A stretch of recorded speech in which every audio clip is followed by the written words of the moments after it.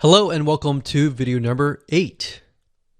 So just want to say congratulations on reaching the end of this video course.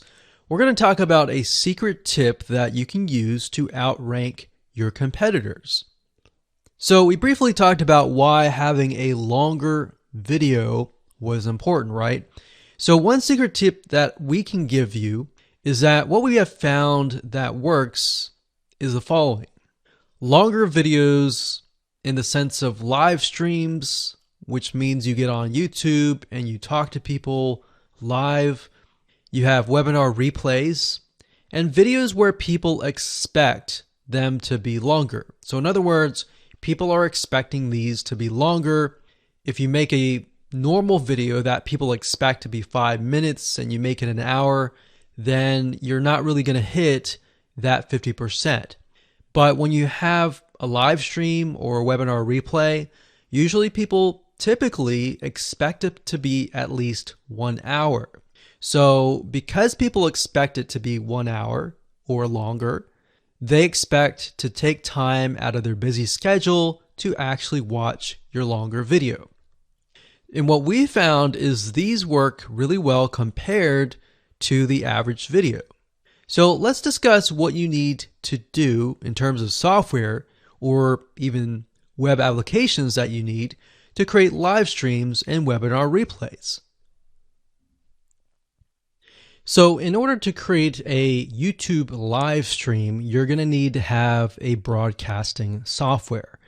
There are many. You can go to YouTube and type in live stream, how to set it up, and there's a lot of videos on that. But this is one particular one that we have used and that has worked really, really well for us. It's called Open Broadcaster Software, and it's free, best of all. And that is located at obsproject.com. So as you can see here, there is versions for Windows, Mac, and Linux. So it's simply as easy as downloading and you can start streaming. So the reason why you need this software is basically what it does is it connects to the YouTube live stream system, and when you're ready, you click record and you're good to go. Now, I'm not going to go in depth on how to use this product just simply because there are so many different options and so many different ways of using it. Now, like I said, the tip is when outranking your competitors to have longer views.